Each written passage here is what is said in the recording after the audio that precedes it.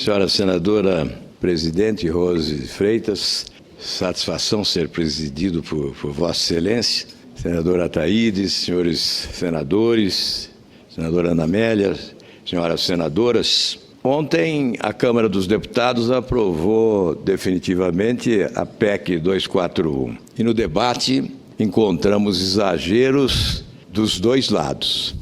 A senadora Rose Freitas sabe que adota uma postura de independência no parlamento, não participo efetivamente da base de apoio do governo Temer, mas procuro ser isento e aprovar com entusiasmo tudo que o governo propor de positivo para o país. Eu considero exagero o governo gerar falsa expectativa em relação aos resultados desta proposta de emenda constitucional. Ela não é salvação do país. Afinal, ela não focaliza a questão essencial que é da dívida pública, o calcanhar de Aquiles do governo, o problema maior. Se o governo não encontrar uma alternativa para uma administração mais competente da dívida pública brasileira, certamente não terá alternativas para a solução dos demais problemas. Mas exagero mesmo há do outro lado, especialmente os petistas que governaram esse país nos últimos anos e celebraram um pacto com a corrupção e com a incompetência, promovendo o maior rombo nas contas públicas da nossa história. Não possuem autoridade política e moral para afirmarem que essa proposta do governo Temer reduzirá recursos para a saúde e educação em especial. Há um exagero nesta afirmação, ou não há honestidade. É uma falácia que nós teremos redução de recursos em qualquer área, especialmente no setor de educação e de saúde. Eu pedi para que a minha assessoria fizesse as contas e buscasse nos últimos anos, de 2013 até junho de 2016, os números do orçamento, a proposta orçamentária, os valores autorizados nos orçamentos para a saúde e para a educação. E pedi que se fizesse o cálculo da inflação do período, para verificar se o governo repassou recursos de forma a corresponder com o índice inflacionário do período, ou repassou mais do que a inflação, ou menos do que a inflação. E esses números são fatais e indesmentíveis. O governo repassou menos do que a inflação.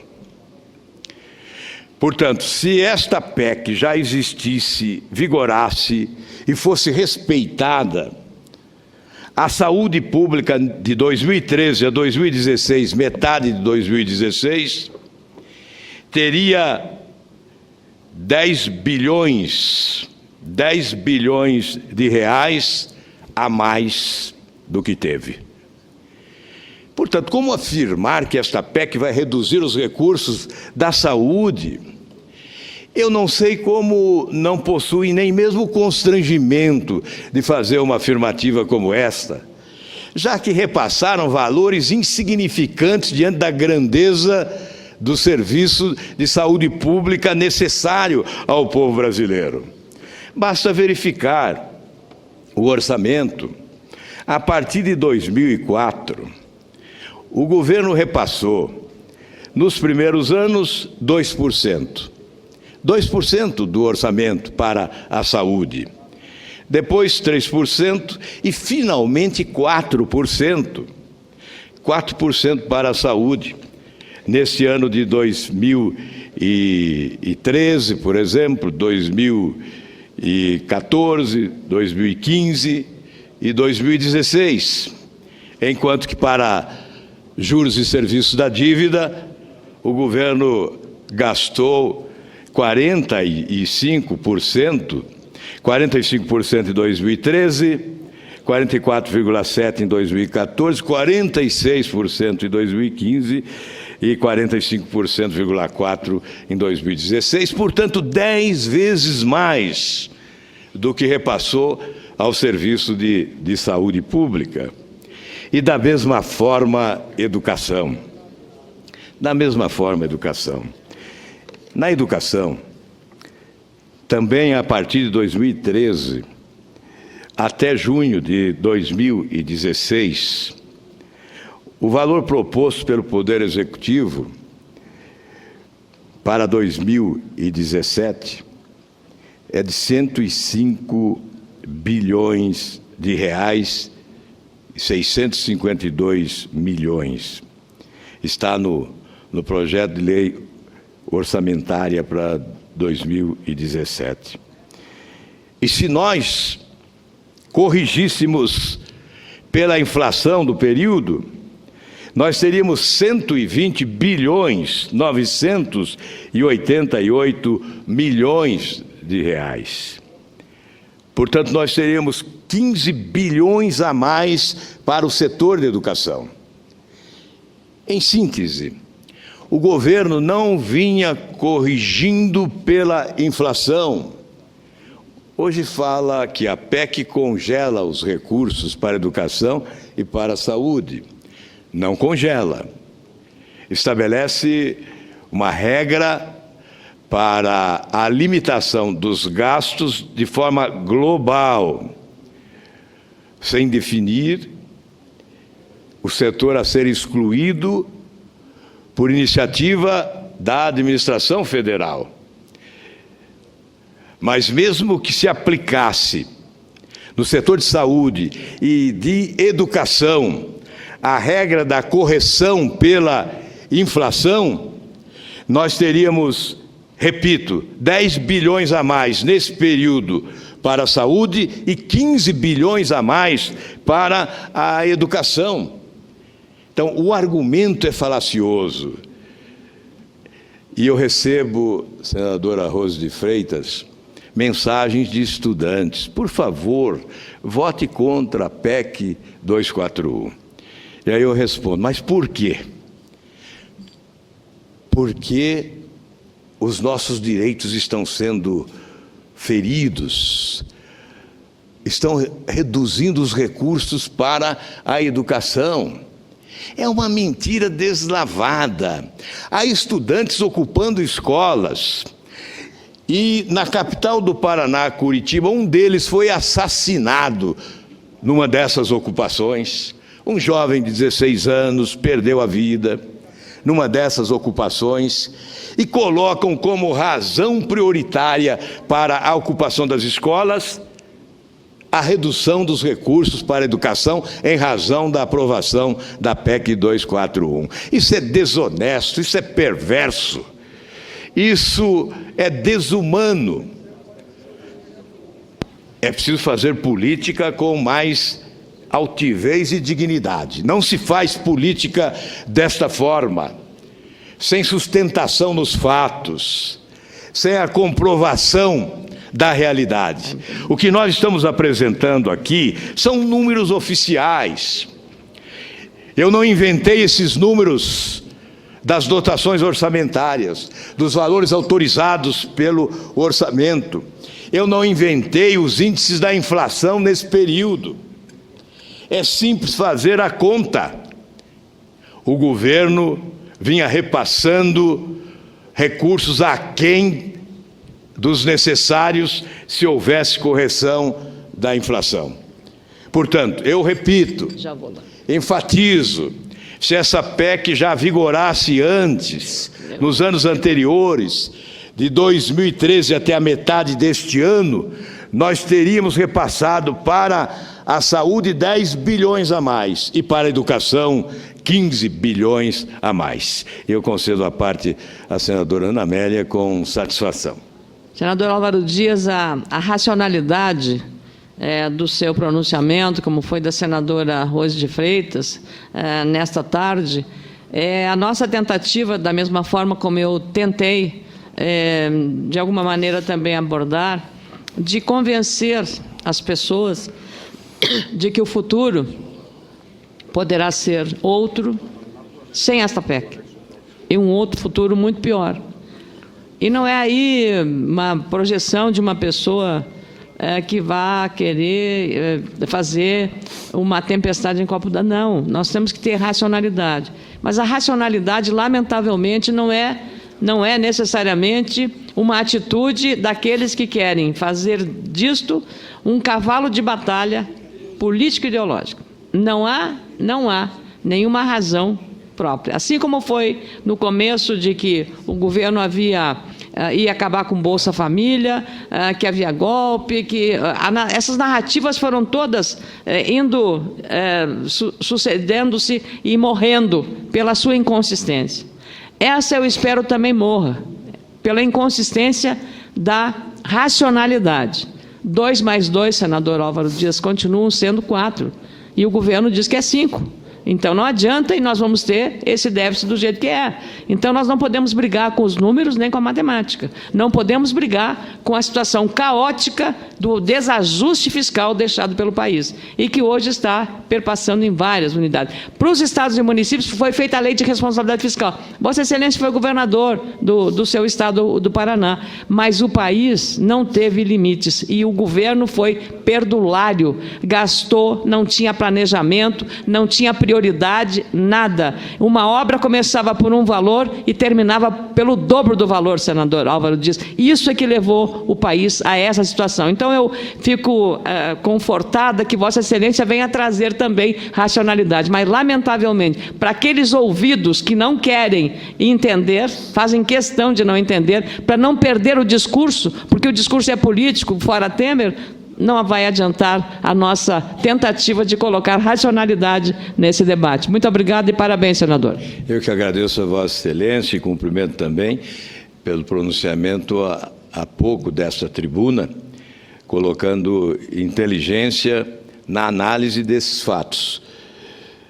Eu digo ao país que voto favoravelmente a essa PEC e a considero insuficiente.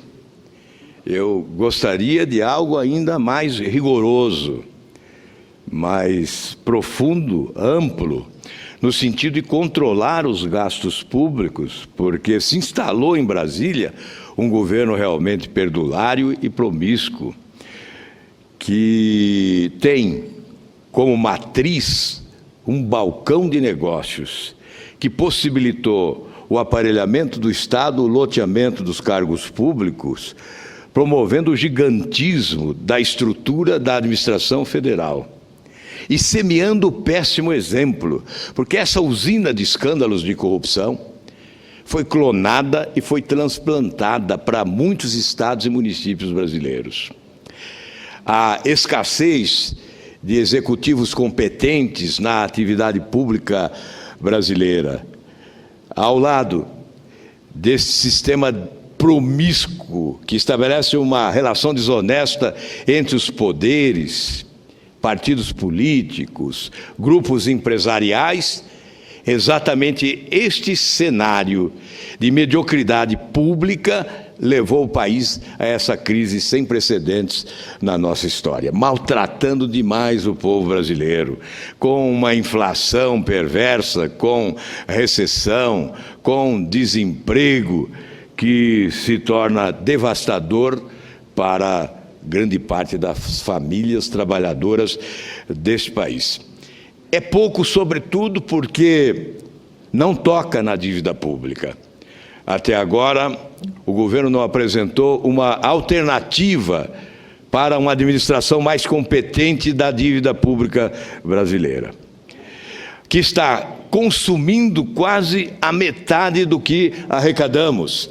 Veja, no orçamento de 2013, 1 trilhão e 49 bilhões de reais, correspondendo a 45,8% da receita pública. Em 2014, 1.168 bilhões, correspondendo a 44,7% da receita pública. Em 2015, 1.356 bilhões, correspondendo a 46,1% da receita pública do país. Em 2016, 1.348 bilhões de reais, correspondendo a 45,4%. É preciso destacar que há outras nações no mundo tão endividadas ou até mais endividadas do que o Brasil, mas que administram de forma mais competente a dívida pública, promovendo um impacto menor na economia. Eu cito, por exemplo, a Alemanha, que administra com eficiência a dívida pública do país e gasta proporcionalmente menos da metade do que o Brasil gasta para a rolagem da sua monumental dívida, que hoje alcança já 70% do PIB, com cerca de 3 trilhões ou mais de dívida pública bruta, fazendo com que, em anos, se esse itinerário não for alterado, cheguemos a 100% do PIB, a dívida bruta do país. Portanto, essa é a questão essencial. Essa PEC é necessária porque estabelece norma. Ela é fundamental porque orienta em relação aos gastos públicos, estabelece, bem ou mal, controle desses gastos. É um mecanismo de controle dos gastos públicos. Mas, eu repito, é insuficiente, porque se ela tivesse vigorando nos anos anteriores, não teria promovido tanta mudança no país, como há pouco acabei de narrar, já que, em que pese o fato de não existir o controle, o governo gastou nesses setores essenciais menos do que a inflação recomendava. É preciso reduzir o tamanho dessa máquina. O governo reduziu muito pouco ou quase nada. O que se anunciou não se praticou com resultados palpáveis. Essa máquina pública se transformou num paquiderme enorme e dorminhoco, lento demais, gastador, come demais, come excessivamente e não devolve em resultados à população, com serviços públicos de péssima qualidade, especialmente no setor de saúde pública e de educação, que está vivendo, sim, um retrocesso imperdoável neste país. E antes de prosseguir com a análise sobre essa proposta do governo Temer, eu concedo com satisfação uma parte ao senador Ataídes Oliveira, que tem se revelado um grande senador, combativo e contundente e corajoso. É necessário que o Senado Federal possa contar com figuras como Vossa Excelência, que não tem medo de dizer as verdades. Muito obrigado, senador Álvaro. Senador Álvaro, observando e ouvindo Vossa Excelência fazer esse belo discurso, que na verdade lhe é peculiar, eu estava aqui voltando ao tempo e lembrando de 2011, quando eu cheguei nessa casa como suplente do senador João Ribeiro para o cumprimento de um mandato de 4 meses, e aqui encontrei Vossa Excelência no PSDB, como sempre, né? Hoje no PV, como nosso líder. E eu não me esqueço que esse discurso de alerta a este governo desastroso do PT, do Lula e da presidente Dilma, da ex-presidente Dilma, Vossa Excelência, por centenas de vezes nessa tribuna, alertou a este governo do risco que a nossa nação, que o nosso país estava correndo. por diversas e diversas vezes. Eu me lembro de uma certa vez que Vossa Excelência disse com todas as palavras: esse barco está à deriva, ele está próximo das pedras, esse barco vai chocar com as pedras, com as pedras. E lamentavelmente, hoje, 5 anos depois, nós estamos a assistir esse desastre que Vossa Excelência e outros senadores, como eu também, dessa tribuna, nós falamos o tempo todo. Mas esse governo autoritário da presidente Dilma e do Lula não nos escutava, né? E hoje o Brasil está pagando muito caro. A senadora Ana Amélia acabou de trazer ao povo brasileiro o montante da nossa dívida bruta interna e externa: 4,4 trilhões de reais. Em 2003, quando o governo do Lula assumiu, quando o Lula assumiu o governo, o Brasil devia 852 bilhões. Hoje, depois de 14 anos, o Brasil deve 4,4 trilhões de reais.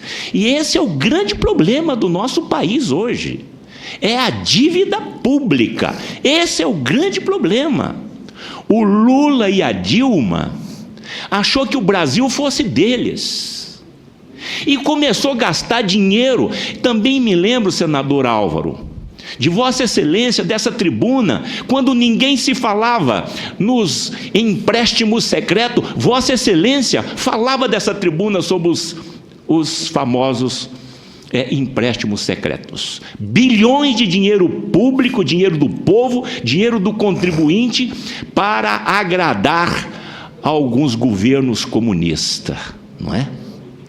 Então, o grande problema do Brasil hoje é essa dívida.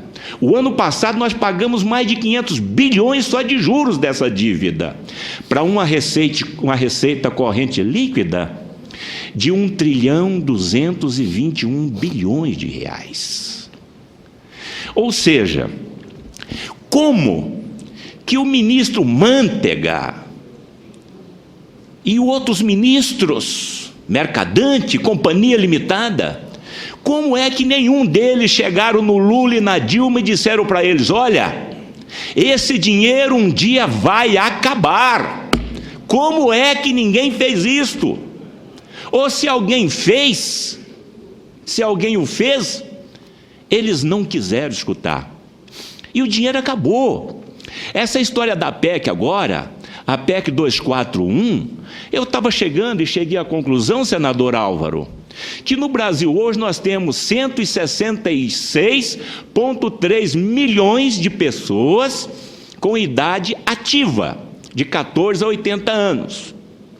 Pode-se perguntar a cada brasileiro hoje no Brasil, se eles não tiveram que ajustar as suas contas, se eles não tiveram que equilibrar as suas contas públicas, coisa que nós dessa tribuna falamos o tempo todo: olha, tem que equilibrar as contas. Nós estamos aqui agora com o empresário, o senador Deca, é um grande empresário bem sucedido. Contas têm que ser equilibradas, receita e despesa, mas lamentavelmente só sabiam, melhor dizendo, gastar. Esses programas tão importantes ao nosso povo, que agora estão dizendo que vai tirar direitos dos trabalhadores, vai acabar com os programas, tudo mentira. Mas eu falhei aqui na minha memória com relação a 241. Ou seja, esses 166 milhões de brasileiros, cada um deles hoje tem uma PEC 241 editada e aprovada, sem a aprovação de cada brasileiro nas suas costas. Cada brasileiro hoje tem uma PEC 241. E eu quero saber qual é o brasileiro que não teve que ajustar as suas contas, principalmente de 2015 para cá. E, no entanto, a gente vê o PT com esse discurso demagogo, né? Hoje teve um senador aqui do PT eu não suportei e perguntei: por que vocês não fizeram tudo isso? Então, é um desastre. Nós perdemos a nossa credibilidade, nós perdemos a nossa moral lá fora, não é? Politicamente esse governo perdeu a credibilidade, os nossos empresários já não confiavam mais nesse governo, não acreditavam mais nesse governo, enfim, o desastre aconteceu. O barco que Vossa Excelência disse que um dia ia chocar com as pedras, o barco lamentavelmente chocou e a nossa situação hoje está desta forma. Mas agora sim, chegamos ao fundo do poço.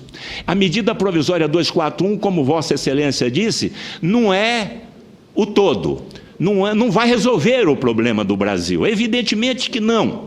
A reforma da Previdência Social é uma questão sine qua non, ela terá que acontecer também. Tirar os direitos dos aposentados, não, mas nós vamos ter que fazer essa correção, como também a reforma trabalhista e também a política. Muito obrigado, senador Álvaro. Muito obrigado, senador Ataídes, é sempre uma honra receber o senhor à parte. Senhor senador, agradecemos a presença de vários visitantes que vêm a esta casa. Hoje de manhã tivemos vários estados aqui representados e temos aqui também o estado do Espírito Santo, representado pela Câmara de Santa Maria de Jetibá, vereador Mazinho, Adilson Jean, e a todas as senhoras que estiveram aqui, muito obrigado. As nossas homenagens aí aos visitantes do Espírito Santo e ao Estado do Espírito Santo. O senador Ataídes certamente lembra e fez referência ao período em que juntos aqui combatemos o desgoverno, que nós colocávamos inclusive uma figura de retórica para retratar bem o que ocorria, que armava-se uma bomba relógio de efeito retardado que explodiria no colo do país. E é o que ocorreu. Os estilhaços alcançam a todos os brasileiros. A incompetência do governo se somou à corrupção desbragada e produziu esse cenário de infortúnio que leva milhões de brasileiros ao desespero diante de um futuro incerto. E é preciso a correção de rumos. Em relação à administração dos recursos públicos, temerária e irresponsável, nós citamos, como bem lembrou o senador Ataídes, os recursos destinados do Tesouro Nacional ao BNDES. Foram 470 bilhões de 2008 a 2013. 470 bilhões de reais para empréstimos a outros países. Alguns empréstimos secretos, com prazos alongados, com taxas de juros privilegiadas, subsidiadas pelo contribuinte brasileiro. Isso custará muito caro ao nosso país. E abrindo as portas para a corrupção. O que nós assistimos foi uma tempestade devastadora a açoitar o povo brasileiro, destruindo seus sonhos e esperanças de um país onde prevaleça o desenvolvimento sustentável com justiça social.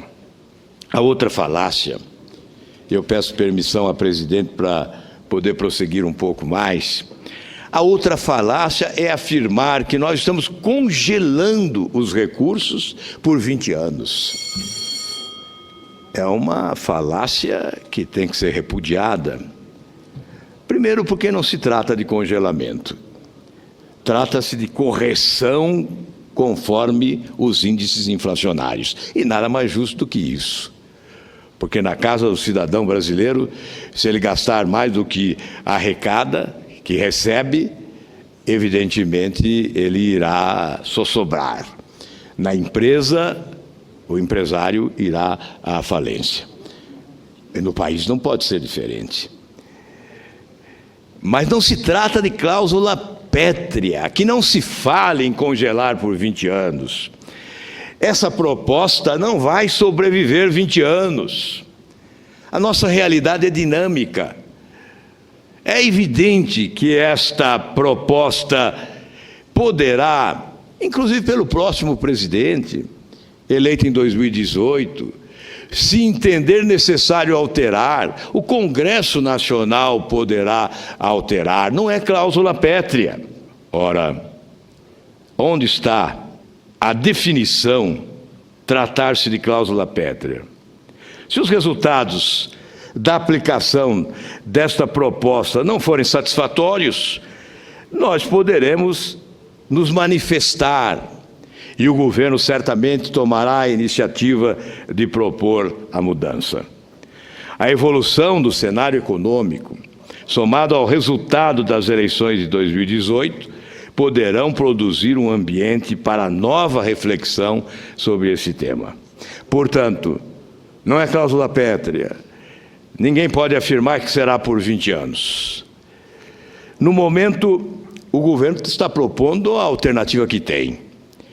E é importante que ele busque consolidar uma agenda de responsabilidade para a gestão pública, essencial controlar os gastos. Nós estaríamos certamente renegando o nosso próprio discurso, senadora Thaís, se votássemos contra essa PEC. Nós estaríamos nos definindo como falsos, como hipócritas, porque sempre defendemos mecanismos de ajuste fiscal, mecanismos competentes para o controle dos gastos públicos, e não poderemos, quando o governo apresenta a sua proposta, rejeitá-la peremptoriamente. O país não será retirado da ruína simplesmente com esta PEC, mas nós esperamos outras alternativas a serem propostas pelo governo Temer. Afinal, foram anos reiterados de irresponsabilidade administrativa. É fundamental o compromisso do governo de não trilhar o caminho percorrido pelo governo Dilma. Não cair na tentação do populismo fiscal. O governo atual não pode adotar aquela política de produzir aportes financeiros do Tesouro Nacional ao BNDES, como nos referimos há pouco. Não pode repetir a política de desonerações tributárias e de renúncia fiscal bilionária que foi praticada pelo governo anterior. Foram 229 bilhões que deixaram de ser arrecadados de 2012 a 2014, que contribuiu sobremaneira para o desequilíbrio das contas públicas. A política expansionista do governo anterior resultou em aumento expressivo da relação dívida bruta PIB e gerou grande desequilíbrio fiscal. Desconsiderou-se a regra básica de que o médio e longo prazo ninguém é capaz de viver gastando mais do que ganha sem construir um grande endividamento. A conta da farra chegou. Além dos compromissos, o governo atual precisa buscar de maneira incansável a redução da taxa de juros real, que atualmente está em ascensão, visto que a inflação está em declínio e a taxa de juros se mantém elevada. Esses são compromissos que não dependem da aprovação da PEC, nem são garantidos por ela. Todavia, não sendo observados, têm o poder de implodir qualquer efeito benéfico desta PEC, que é um indicador de adoção de maior responsabilidade na gestão das contas públicas. Outras medidas precisarão ser adotadas para que o efetivo equilíbrio das contas públicas seja alcançado. Reforma da Previdência e trabalhista são propostas que estão sendo gestadas pelo governo. Que venham, serão debatidas no Parlamento. Todavia, o governo até o momento não sinalizou com uma proposta de reforma para a sua maior fonte de gasto. Qualquer empresa e até mesmo uma família, sempre que precisa cortar gastos do orçamento, equilibrar suas contas, procure identificar onde cortar. Geralmente, uma análise mais detalhada é direcionada às fontes de maior despesa. No caso do governo federal, a fonte de maior gasto, como já dissemos, é a dívida pública, seguido da Previdência Social, Saúde e Educação. Cabe destacar que o gasto com a dívida pública consome mais que a soma das 3 outras fontes de gastos juntos e, como disse anteriormente, 10 vezes o que se gasta com educação, e do que se gasta com saúde. Com relação à dívida pública, o governo ainda deve à sociedade uma proposta de racionalização, de reestruturação. Reestruturação, inclusive, no que diz respeito à transparência. Esse tema que não pode ser tratado como tema para iniciados, ele precisa ser levado ao conhecimento amplo da população e da imprensa em geral. Afinal, é o contribuinte brasileiro quem paga essa conta. Ele é o maior interessado em conhecer bem o assunto. Por essa razão, senhora presidente, apresentei recentemente requerimento propondo que o Tribunal de Contas da União realize a auditoria da dívida pública brasileira. Afinal, precisamos saber realmente quanto devemos, a quem devemos, por que devemos e onde aplicamos os recursos decorrentes dessa monumental dívida. A auditoria é fundamental, até para que possamos sugerir alternativas para uma administração mais eficaz da dívida pública brasileira. O Tesouro Nacional, estou concluindo agora, presidente, já está refém do mercado. Mesmo com a inflação em queda, não consegue reduzir os juros. Para conseguir rolar o vencimento de mais de 500 bilhões em títulos públicos, com vencimento em 2016, precisou elevar e manter os juros elevados. Além da dependência, o governo está preso aos títulos de curto e médio prazo. Os investidores não estão dispostos a adquirir títulos de longo prazo. O país perdeu o grau de investimento e a relação dívida-PIB está crescendo. Isso representa um risco real e, ao mesmo tempo, uma janela de oportunidades para os investidores. Sem uma proposta consistente para a reestruturação dos mecanismos de gestão da dívida pública, o governo atual não demonstra, de fato, uma genuína decisão de controlar os gastos. Fica o sentimento de que está sacrificando a maioria da população para manter um grupo menor seguro em sua zona de conforto. Seriam os dealers, aqueles que manipulam os títulos públicos para a rolagem dessa dívida, ou seja, o sistema financeiro, os banqueiros do país. Talvez o governo atual não tenha tempo para todos os desafios. Caso tenha, seria pertinente também refletir sobre a manutenção ou não do complexo sistema tributário vigente. Pode-se fazer muito do que o Brasil precisa e melhorar o ambiente para o governo que virá em 2018. Muito obrigado, senhora presidente, pelo tempo excedente.